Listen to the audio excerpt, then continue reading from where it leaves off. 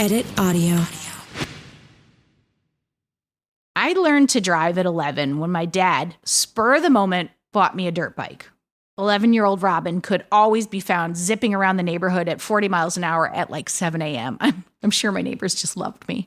By 12, I asked my mom if I could drive the car, and she was all, sure, why not?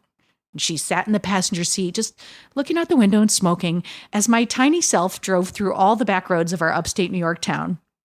At 13, my friend Dale and I decided to take his dad's motorcycle joyriding while his parents were at work. The third day in a row, we stole the motorcycle. We went out on an extended ride, like we were pushing our luck. And by the time we pulled back in the driveway, his mom was standing by the garage, arms crossed, like livid. Needless to say, I ran home and Dale and I never hung out again. So I look back on all these things and I'm like, holy shit. Each one of these scenarios, they could have gone sideways in about 100 different directions. But what would it be like to face those fears today? Well, here's what I say. Ask me in 18 months when I have to teach my daughter to drive. Help. Hello, everyone. I'm Robin Hopkins, and this is Well Adjusting, where I talk to people about life stuff, but not in an NPR way. It's more like we're at the bar, having cocktails, getting into your business sort of way. It's giving drunk NPR. Oh, and producer Steph is here too. Hello. Today we chat, facing your fears on the open road. Hello, everyone. I am so excited to be here with you today. We have an absolutely fantastic episode that is all about facing your fears.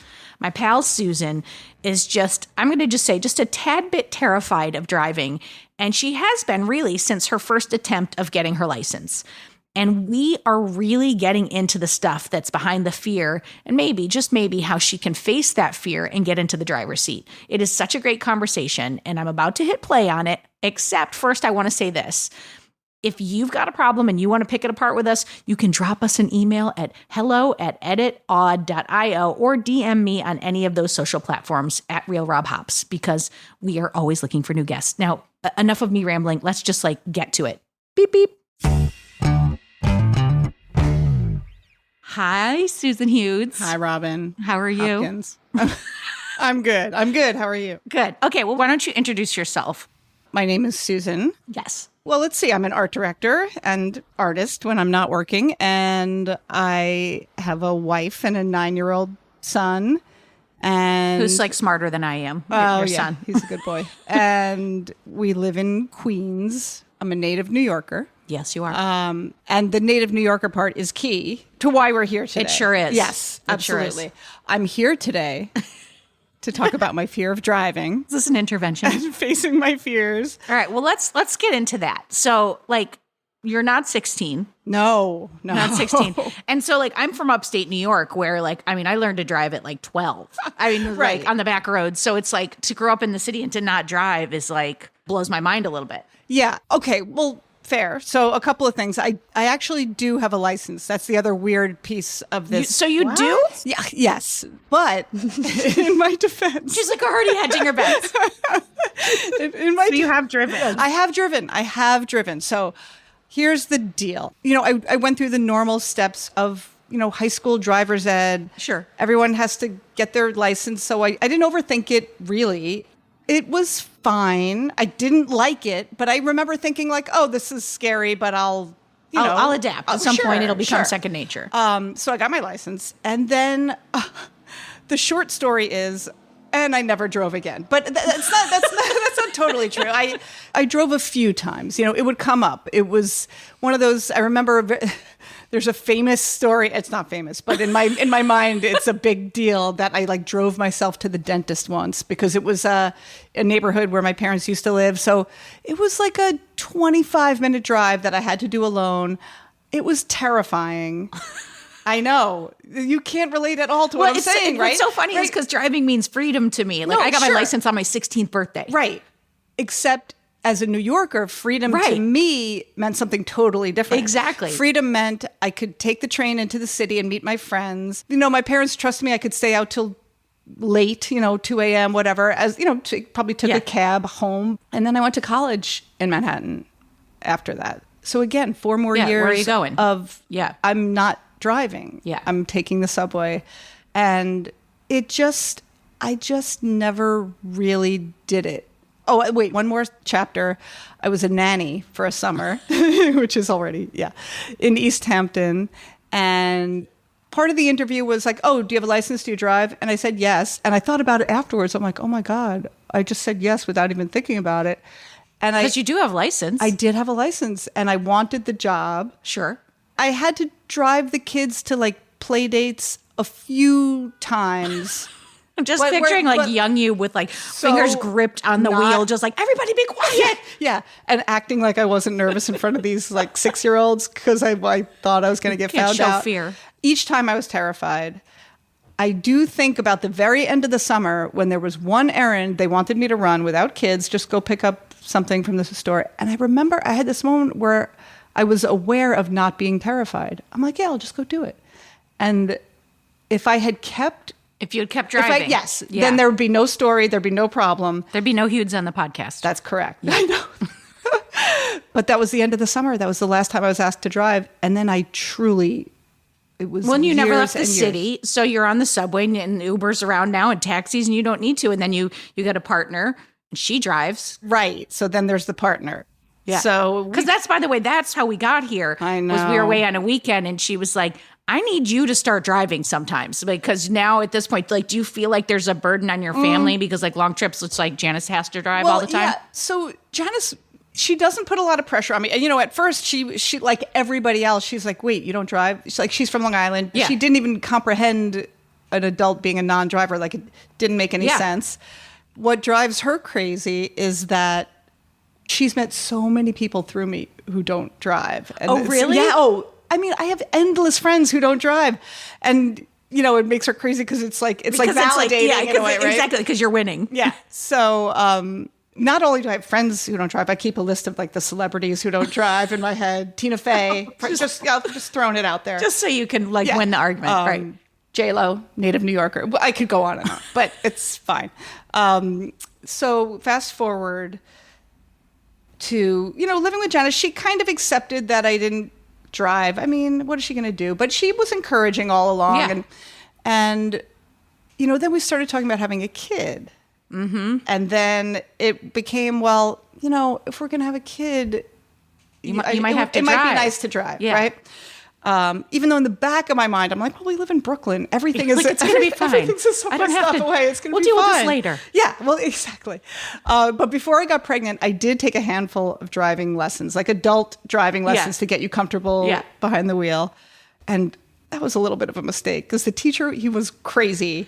And he took me into deepest, wildest Brooklyn, like the hardest. And one thing that terrifies me is merging onto a highway. I know you're laughing. See, I'm not laughing at you. I'm laughing with you. But I like that you're Little bit af- laughing. little No, bit no, af- it's fine. It's fine. Bring it. But I like that you're laughing because it helps to know that it's ridiculous. Well, okay. Well, no, but we do have to say this because we're starting to knock on the door of like the fear of like, and I also want to ask like the why now, like why you're ready to tackle it now. Because you did say when we were talking about having a kid, he's now 9. So it's been you escaped through 9 years, like being like, we're in Brooklyn. Well, now we're in Queens. But I do want to say, like, I don't think you should minimize it. Like, Right. it is scary. Like, and the reason I can say this is because my daughter, I was talking about, she's 14 and a half, and I was saying, oh, I'm like, in like a year and a half, you can get a job. Because that's like where my head goes to. Right. Like, you can start making some money, kid. And then she goes, I could drive. And I was like, wait, no. Oh, yeah. Because it's like the idea, it's a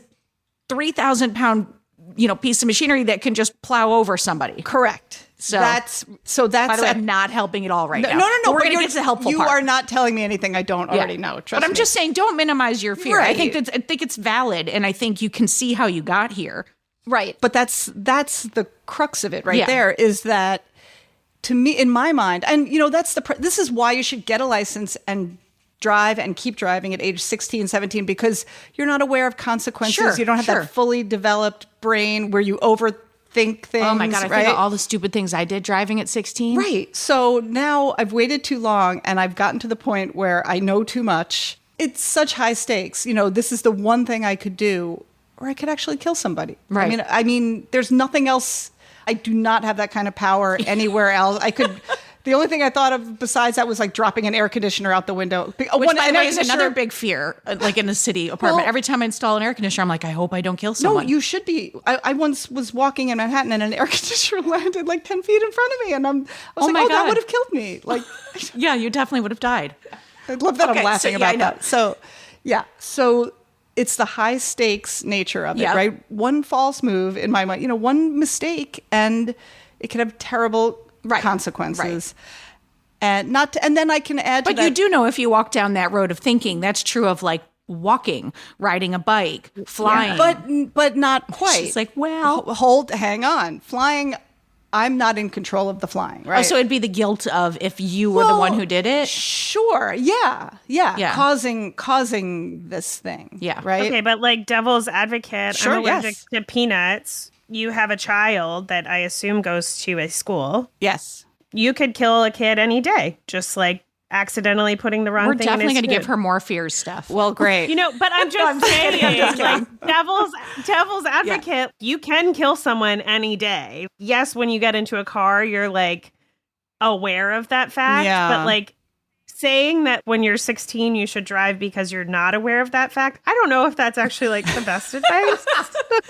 Maybe it's a good thing that you can learn to like hone and like love about yourself, that like now every time you get into a car, you're like aware of the consequences and so therefore can be a better driver. Because they do say the type of personality you have, and I learned this in motorcycle driving school because I have a motorcycle license. Wait. Oh, right, Jesus. You're on the other end. About that. But they talk about the way that you drive is reflective of your personality often. And you have a cautious by nature personality. Sure, And you're like, you're not going to get out and be 175 miles an hour. Of course Like not. you're not going to be drag racing in the streets of Queens. No, my hands are at 10 and 2. Yes, you'll be at 10 2. You're not going to be texting. You're not going to be doing any of these dumb things. No. Like, Right. So the fact that I would be hyper aware and terrified and vigilant means that I will most likely not do something terrible like that, right? However, fear's not rational. Right. But I can layer that on. Like I'm not great at quick decisions, like This is true. all driving is quick decisions. Like,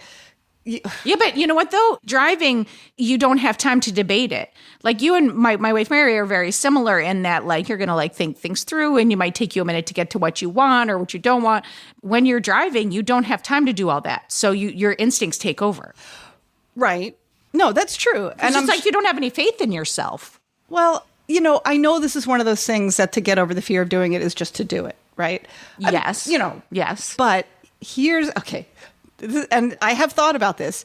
This is another thing where the practicing of driving has to take place in a real world scenario. Well, and that's my surprise for you is I have a place that's not a real world scenario and I'm going to propose, but we're going to talk about that later. I'm going to propose that we do a driving lesson, but I'm going to give you time to marinate on that. No. Oh, okay. But I want to ask you, before we get in too deep down into the whys and the hows and the fixing, like why now? Why are you going to tackle this now? Yeah. So, okay, remember my plan. Remember the Brooklyn plan of having a kid and always being near a subway and it's fine and there's lifts and whatever. So the problem is we moved to Queens, right. The place of my birth, and what I didn't count on is now my son's in Little League, right. and his school is not near where we live. So I've ended up having to bring him and pick him up from all these things that are not on a subway grid. Right. So I'm spending a fortune in lifts and, for these easy drives. And even for me, I'm like, in the back of my mind, I'm like, I could probably maybe do this. Maybe. And I know that I just need the confidence to. So, right. So yeah, the fact that it's happening all the time, it's not just once in a while. Oh, if I just needed to pick him up in a lift, I could. Sure. It's kind of happening a lot. I'm spending a lot of money. Yep. And I look around at all the people who drive, and I'm like, well, they You're can't. Like, that guy can drive. I can do it. They can't all be geniuses, right? No, they're not. And now my niece on Long Island is driving, being, like, and shamed by she's like nieces. a little baby, and like I changed your diaper, and you're driving now. So it's always been on my mind. Yeah. It's always been a thing I would like to be able to do. Yeah. I was talking to a friend of mine. Like I said, I have many friends who don't drive. J-Lo. I was talking to a friend of mine in the neighborhood, another mom who doesn't drive. And she's like, yeah, I just wish I could get hypnotized and I've had that thought too. It's kind of like I have this habit of fear when I think about it. I know that, Now you have like a muscle memory of it too. It's just like it's in your body when you think about it. Right. So I think about driving and all of a sudden I'm like, oh God, and I just picture those scary moments that I picture where if I have to make a left turn. A ball rolls out and a child comes. Oh God, the ball rolling out. Yes. But even like stupid stuff that I'm sure you're probably like mentally not even awake. Getting on a highway or like a left turn in a crazy thing where cars are coming towards you and how do you time it and do you have enough time to turn? No, something as simple as people are crossing like 3 lanes across. It's like like this intersection in front of my house is like one of the worst intersections in the city. Yeah, it is. Both my kids have been hit out here. I know. Your kids have actually been hit by cars. I know. But see, that's making me sweat. This is called the episode where we're not helping. Go ahead, Steph. Has something happened that this fear is based off of? Good question. I was in an accident. I was not the driver, but I was a camp counselor coming home from day camp on Long Island in a van full of kids, like a school bus van full of kids. And our driver missed a stop sign, and we got smacked by an oncoming car in the side, and our bus of kids, this was terrifying, this was on the news. How old are you? I was 16, I was a counselor. Yeah. Our bus like rolled and... Are you serious? I'm serious, and like landed upside down. Wait. I know. You don't know the story. How am I just hearing about this? How do you not lead with this story when people are giving you shit about it? I would be like, I was on a bus. Nobody was seriously hurt. I'll say that. But who cares? That's traumatizing. But it was traumatizing. There were kids hanging from the ceiling by their seatbelts, bloody kids like screaming my name. And I was like taking kids down off the ceiling and putting them on people's lawns and running back for more kids. God. And I was the only one not wearing a seatbelt because I was the one who, like, every time we pulled up to a house, I would take them by the hand and bring them to the front door. So did you fly all over? I rolled around and got banged up a bunch, but I wasn't seriously injured either, amazingly. Oh my God. I just had a painful neck for a week and some bruises on my arm, but okay. Yeah. Okay. So I mean, I feel like you're just glossing over this. That could create a little trauma. Sure. Absolutely. But I know that even before that happened, I didn't want to drive. Sure. So that just cements it. Yeah. Right? That's just like I can only imagine, like, buried in your body are visions of kids hanging from the ceiling with seatbelts. Like, yeah, that might be enough. I've seen it pretty up close. Right. Yeah. So, also in that moment, you're not the driver, sure, but you were responsible for these kids, or you felt a sense of responsibility for all of these kids. So, like, it's very... I mean, to me, I got full body chills when you said that, because I feel like for you, being in a place where you're trying to take care of all these kids and feeling responsible and like having to ignore your own pain and whatever to like make sure they're safe. And like, I don't know, if that happened to me every time I got in a car, I would think of that. For a long time. Yeah. I don't want to minimize that at all. That's Thank like you. a horrible thing No, to that go was... through. I can still call up the smack, that moment of impact, because nothing has ever been harder or louder or crazy, Yeah. Yeah. So that was was a big deal. All right. So and then if you add in the fact that you're part of the reason you're doing this, or the main reason you're doing this, is to shuttle your kid around. So the stakes are high. Yes. Precious cargo. Yeah. Indeed. Yeah.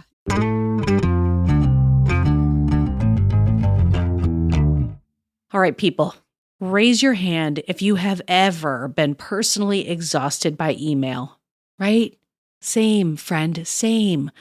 We're all so constantly inundated with email. And if you're like me, going through your inbox becomes less about responding to everything and more about just finding a way to keep tabs on the messages that really matter, like the ones from the school telling me my kids are in trouble that I get all the time.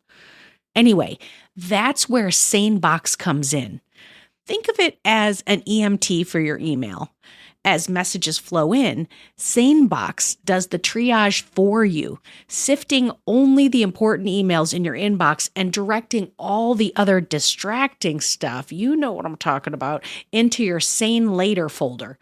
So you know what messages you need to pay attention to now and what stuff you can get to, like eventually after maybe a nap or, I don't know, a cocktail. It also, and I know I'm waxing poetically, but it has some very handy features like the Sane Black Hole, where you can drag messages from annoying senders that you never want to hear from again. Bye, friend. Oh, and it also has Sane reminders to ping you if someone hasn't replied to your email by a certain date. I mean, nothing like having to follow up on your follow-up, am I right? All right, best of all, you can use SaneBox with any email client or phone anywhere you check your email. I mean, come on. See how SaneBox can magically remove distractions from your inbox with a free 2-week trial. That's a deal. Visit sanebox.com/well today to start your trial, and you're going to get a $25 credit. That's sanebox.com/WELL. Go ahead, folks, get it.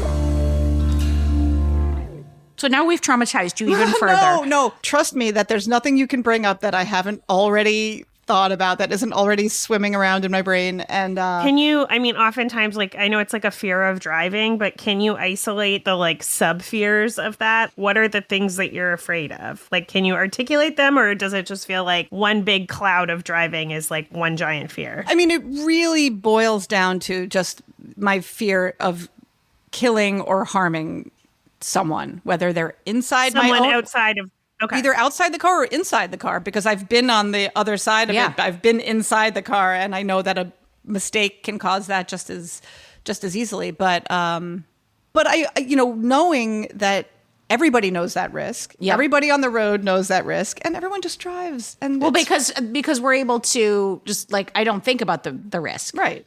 Let's say you had a fear in a totally different area. Yeah. What would be the thing you would do? Or like, if I had a fear, what would be the thing you would tell me to do? Because I do think a big percentage of is that thing that you said of just like, what's that kind of therapy where it's not like aversion. What is that where you just, you just do the thing that you're scared of? Yeah. Exposure therapy. Thank you. Right. But there has to be other things outside of that work for you when you're scared. Yeah. Well, funnily enough, my other big fear is public speaking. And look at this, you're doing it right now. I'm going to bring all your fears to the front. It's great. It's so fun to be friends with Robin. But with public speaking, which I have to do sometimes for my job, there's beta blockers. I take beta blockers, which block adrenaline. And is that like a one-off sort of thing, or that's like a regular all the time kind of thing? It started out as a one-off thing. I would pop one before doing a presentation so that, my voice wouldn't shake and my hands wouldn't, I wouldn't get sweaty. And hands start so shaking. Like, you're still nervous, but nobody knows that you're nervous. And then, but now I take them every day because life is easier. Life is turns out, there's anxious. anxieties at every corner. So, but that's not helpful, right? Because if I'm already taking a beta blocker, it's not like it's like it's still there. Although I would certainly take another one before driving, I imagine. Before our lesson that's going to be coming up. All right, tell me. We're going to do a lesson. I've got it. I'm actually okay with that. I don't know if you thought this was going to be a big, scary reveal. I am okay with the idea of a lesson. If there's someone else in the car with me, kind of talking me through it. I'll tell you what, we'll be using your car, though. Not mine. Just kidding. It's new. That's really funny. I do want to say, and I don't know if this is helpful or, again, adding to it, but I have anxiety. I have anxieties about driving, whatever, but I like to drive. Wait, you have anxieties about driving, but you still like to do it? This is interesting to me. I took a really long time. I also had some major trauma. I had a friend die very young, when I was in high school driving. And then the next year, a friend of a friend died, also driving. And I was like, I'm okay. I also partied a lot when I was in high school. And so I was like, well, if I drink at all, I'm not getting near a car, or if anyone drinks at all, I'm not getting near a car. So I was really opposed to getting my license. I had done my written test, but I as soon as that happened, stopped taking my driving classes or whatever. And I'm also Canadian, so I think it's later in life. Like you can only start at 16. Mm-hmm. So that happened. And then years later, like this is going to sound ridiculous to you, but I got my license because I decided that I wanted to move to the Yukon, which is up by Alaska. And the way I wanted to get there was to drive. So I lived on the east coast of Canada. I drove across the whole country and then all the way up north. It took like multiple days. And I was like, well, I can do that. And that was how I decided I needed my license. So I needed a full license. We need to take your driver's lesson to California. We're going to just get in your brand new car and we're going to put 3,000 miles on it. And then we'll end up at like Disney. Oh, sounds great. Yeah. I mean, I don't recommend it, but all I will say is that like there's a certain amount of anxiety that I think is healthy to have. Yes. You know, like anxiety is the thing that keeps you from walking out into traffic without looking both ways. Right. Like it's healthy to have some sort of anxiety about driving. I think the more you do it, the less it gets. But I also think, and Robin will probably relate to this, now my anxiety is less about my own control of the car and what I'm going to do to other people, but like there's a part of driving where you have to trust the world around you to some extent or trust yourself to get out of the situation because... Well, that's defensive driving, right? That's the whole strategy for that. There's a bajillion people. Not everyone is a great driver. Like, we all know that. No. So, like, I mean, I hope that this sounds hopeful in a way that there's, like, a healthy amount of anxiety that is always present for anyone that's driving. Whether it's an anxiety about what you're going to do or what the world around you is doing, you have to suspend some faith in the, like, ecosystem of people driving in order to drive. Yes, I get that. I think that's right. And I think, you know, I know that everyone else on the road is not trying to get into an accident. Like I've got my own decisions to make behind the wheel, right? But if I'm doing something dumb, hopefully there's someone else who is going to help me to avoid a collision or whatever. Yes. Well, Right? yes. And I want to say two things. One, I want to say, like, to add on to Steph's point, I think that we are under the mistaken idea that if you're scared of something, it equals bad. Like, there's this underlying thing of just like, I'm scared, it's bad. Fear is actually a good thing. It means you're up to something. It means that you're challenging yourself. It means you're like living a bigger life. It means, I mean, yes, like what Steph said is true. The things are there to protect you. Yeah. But maybe it's like you're going to be a heightened awareness. Yeah. Like there's some reframing that I think you can do that's like, I'm scared and that's okay. Right. You know, versus I'm scared and that means I should not do it. Right. Be scared and do it in spite of the fear. Yeah, no, I mean, absolutely. And in you saying this just now, you know what it reminded me of? I don't know if you remember this, but years ago when we were talking about having a kid, you were one of my friends who did it first, you know? Yeah. And I was calling you with like Looney Tunes questions at certain points. You're finally like, Hughes, this is me grabbing you by the collar and telling you to stop being so scared. And just, because I was coming up with a new fear every day. Like, okay, so what if... I mean, I don't even know because I was so scared to have a kid, and you gave me a good talking to. You're good at this, I remember. You know, but that's the thing. Like, you can do this in spite of it. And then I also want to say, like, there's another reframe that I think would be really helpful for you, which is all the things you're saying are true. Right. It is dangerous. There are, lives at stake. There are bad drivers. It is scary to drive in New York City. Yeah. So there are scary things. But I think the reframe of that is then you become your goal. Like, I think about like when I start to focus on, like, let's say I'm playing tennis and I start to focus on, oh my God, I can't fucking lose to Elise Tab, right? Guess who gets worse? Me. Right. But when I stop and I breathe and I take breaths and I go, okay, I just want to focus on my toss. And when I focus on that thing, I'm out of it and I play better. And so like, I would tell you to just focus on defensive driving. Right. And, defensive driving really only means that when you pull up to any intersection where someone could run a red light, you're looking left, you're looking right, you're you're always keeping your hands in the position. You are, driving at the speed limit. You're like, defensive driving is a real skill that I think, and it may be an illusion, but it gives some of the control back to you. No, that all makes sense. Because if you sit around in the car and focus on, I could possibly kill someone, this is going to be you with your hand shaking, trying to start the ignition, if anybody actually had keys anymore. I don't know if this is a good tip or just good for me because I also have OCD, which I feel like is important to say before I say this. But when I was anxious driving, especially if I was on a long road type thing, like I grew up in the country. So like there was like tons of space and I was like, oh my God, a moose could come out of nowhere and kill me in a second. Like, new fear unlocked. Like, at Yeah. least you don't have that in New York.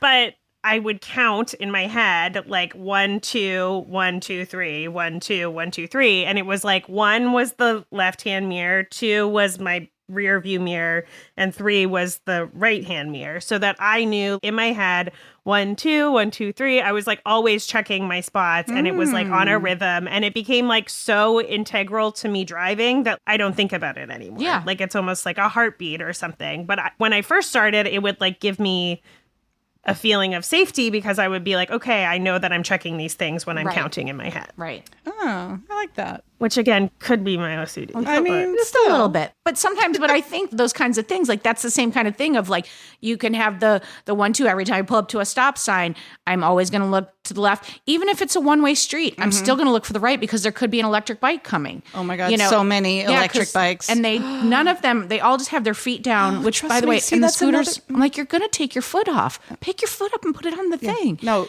But like they're coming from other directions. You've got jaywalkers. So, but if you do like a scan, like a circular scan of all the areas, and it's the same way, like if you bike ride in the city, you have to Yeah. defensively bike ride. Like I teach the kids, I'm like, look, we're in a bike path. I'm like, that doesn't guarantee that this car is going to see you. Right. That doesn't guarantee someone's not going to throw their door open. Right. I'm like, so you have to be constantly vigilantly scanning. Yeah. How much time do you have to be panicking when you are doing something? Right. Like any of my other fears, a lot of it is the buildup, right? A lot of it Sure. is beforehand and overthinking it and just imagining.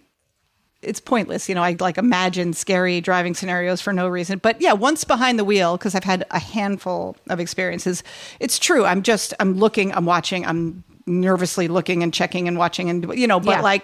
but I've successfully gotten from point A to point B. So I know that I can Yeah.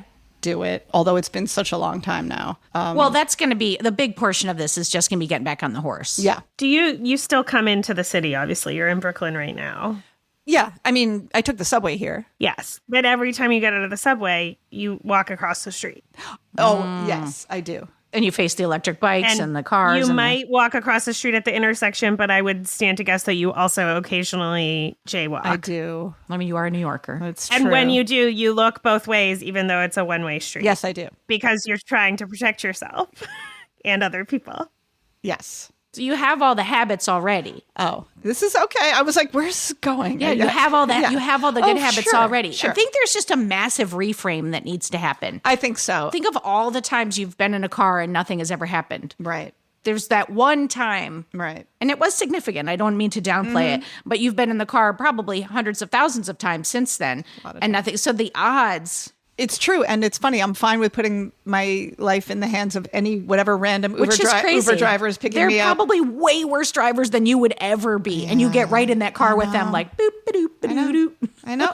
I'm singing that. And I think the reality is what we're talking about here, because it's like we've had all these different examples of like bike riding and planes and whatever. Right. What we're really just talking about is sometimes you just have to face your fear. I mean, you can reframe, you can do all these supportive things Right. that I think help hold it. But there is some time like where you have to just like step out on that ledge and you just got to jump. Right. Like I think about hard conversations with people sometimes. And like if I know I have to have a hard conversation, I will sometimes, because I'll be scared to do it, Yeah. I'll force my own hand by like texting something like, hey, do you think we could talk later? Because nobody says that if they just want to be like, what up, G? Right. Like, so I force myself. Right. You've set I the ball have in to. motion Yeah. and you know that you have Yeah. to. Right. Yeah. Like, and so I think, what could you do?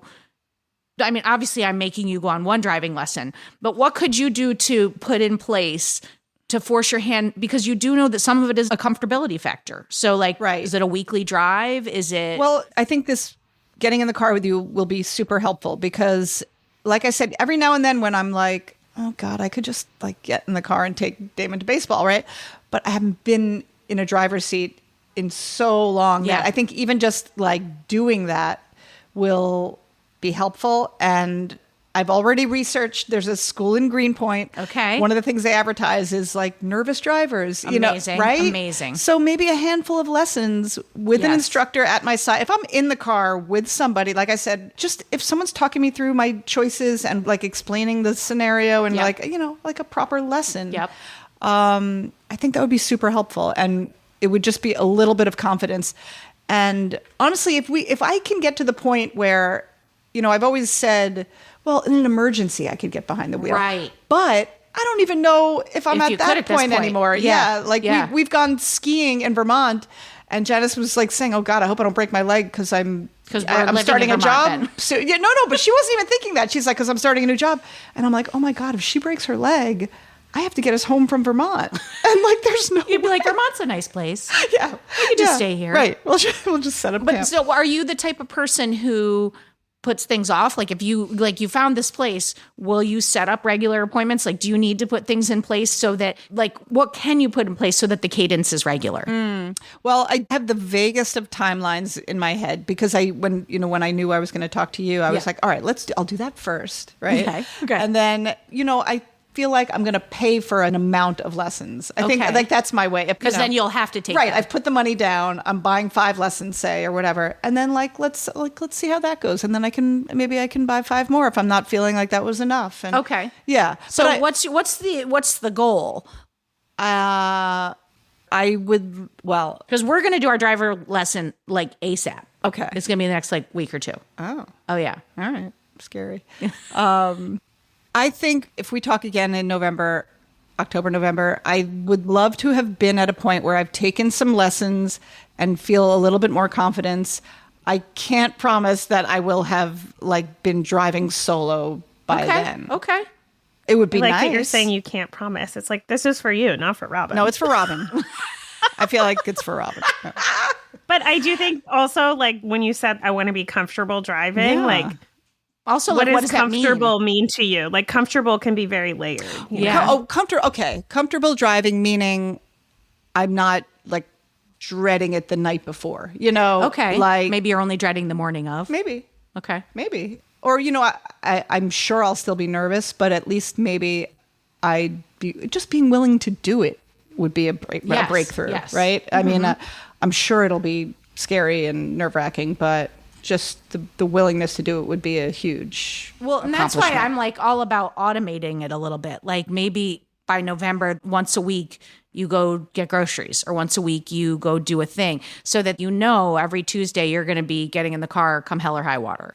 Do you want an accountability friend or someone to talk about anxiety with? I'm very well versed in anxiety training. No pressure, but I am scared of driving still sometimes. Okay. And love it. And I think, while this is, I think on the surface can feel like a lighter topic, I think you should be really proud of yourself. Hearing the part about the accident changed the entire conversation for me, because I was just like, that's really significant. Yeah. But even if you take that out, it shouldn't be minimized. It's a scary thing. Mm-hmm. It's, it's like people who have fears of going to the dentist. Whatever the fear is for you, it's very real. Right. It's very palpable. And I don't think that trying to minimize it ever helps. Right. It's like saying, don't be nervous. It's like that never, ever works. Right.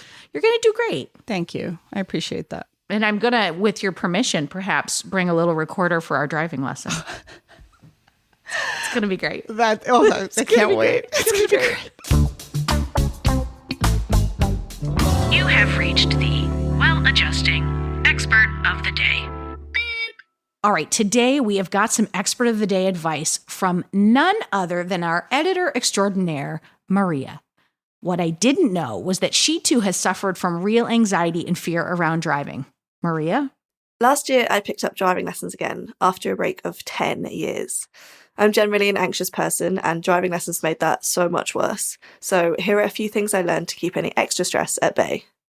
I get low blood sugar easily, so to stop myself getting shaky halfway through a lesson, I always made sure to eat a meal or a healthy snack before. I also always took water with me to stay hydrated and alert, plus it's an excuse to pull over and have a pause and refreshment if you mess up.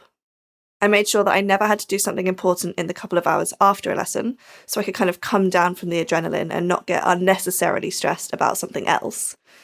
And one more thing which my lovely mum taught me: if I have a moment where I think I've messed up or I doubt myself, I take one hand off the wheel, if it's safe to do so, gently rub my leg and say, "You're doing really well, Maria. You're doing really well." It sounds so silly and superficial, but it's genuinely soothing. And hey, I recently passed my test with 0 faults, and I'm becoming a more confident driver every day. So I'm sure you are all wondering, did Susan actually really meet me for a driving lesson? Did she fake a hernia? Did she cancel? Did she change her number so I couldn't contact her? Well, take a listen.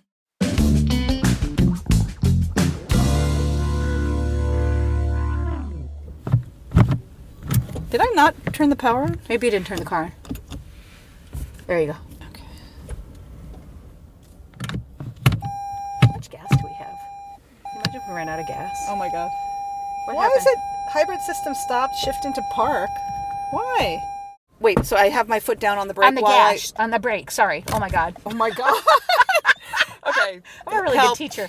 My Okay, foot is put it on- pressed firmly down on the brake. Correct. I'm going to push this button and put it into drive. Yep. That's neutral.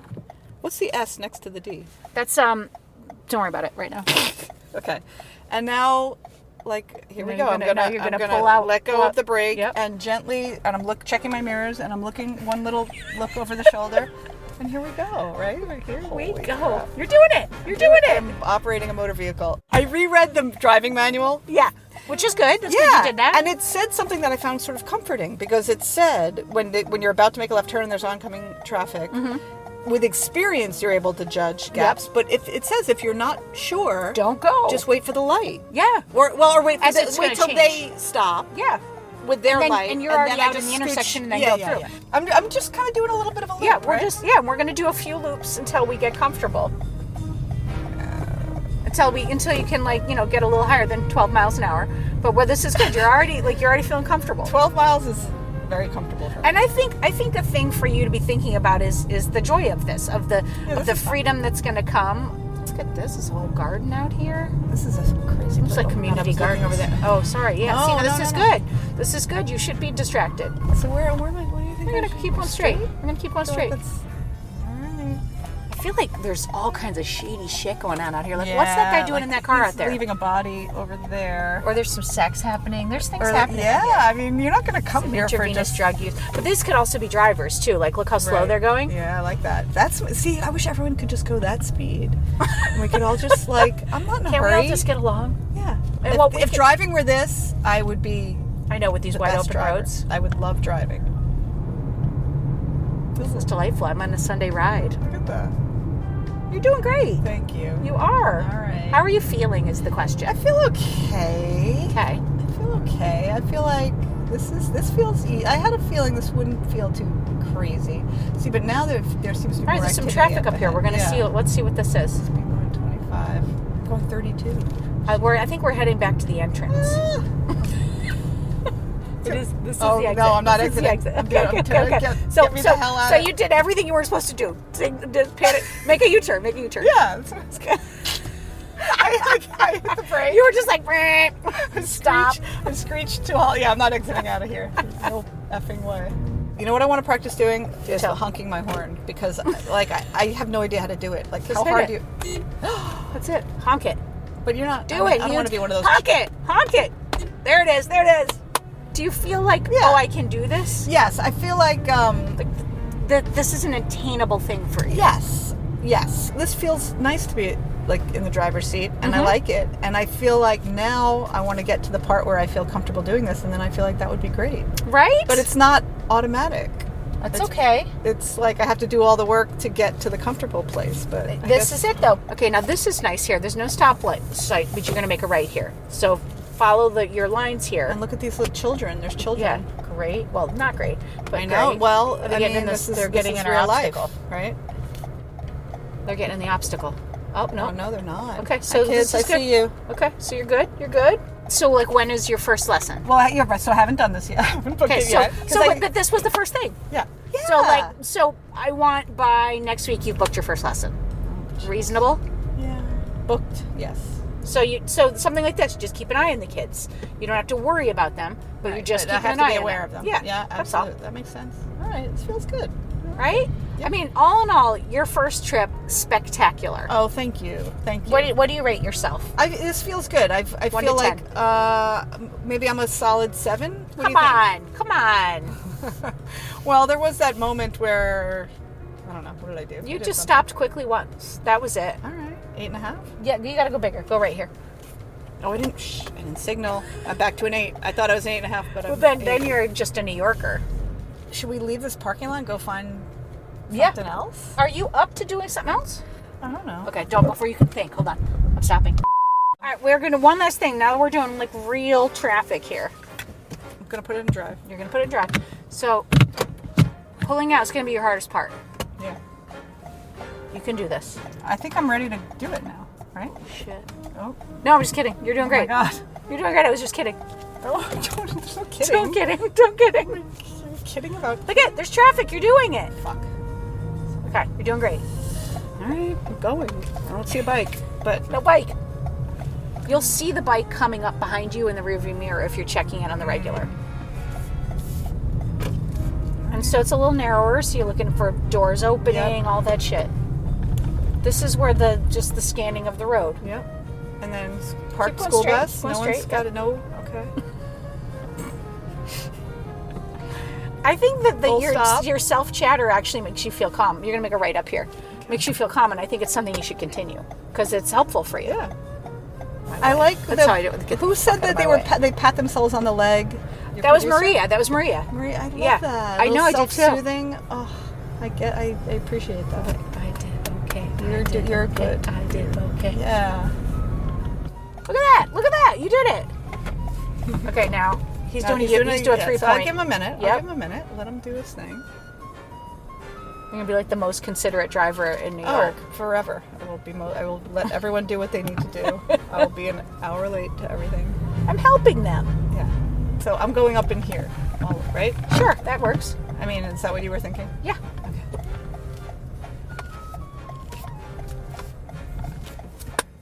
Yay! End of lesson. You did it. Thank you. And scene. Whew, what an incredible episode. I got to say thank you so much to Susan for opening up and sharing that fear and being willing to move through it on mic and in the car. I mean, bravo, Susan. And thank you to Maria for her lived experience tips for putting yourself back in the driver's seat.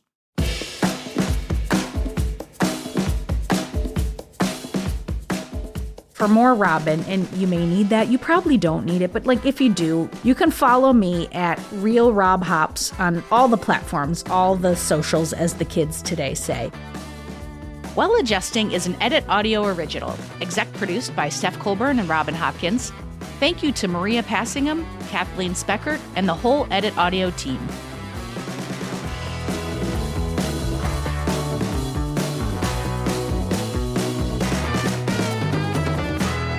Oh, hey, before you take out those AirPods, this show is just for entertainment. If you are in need of help, please, please, please reach out to a professional. Go ahead and get that help. You deserve it. At Cosmopolitan, we're famous for keeping your secrets and for getting to the bottom of your most burning questions. In a new podcast, we're turning our notorious Cosmo Confessions into a safe space to talk out all the gory but helpful details of getting through life's weirdest stuff, from toxic in-laws, the in-laws are going about this the wrong way because that's trash, to friends with messy finances, should you be lending your friends money, to having crushes on your coworker. Listen to Confessions wherever you get your podcasts, and send us your confessions.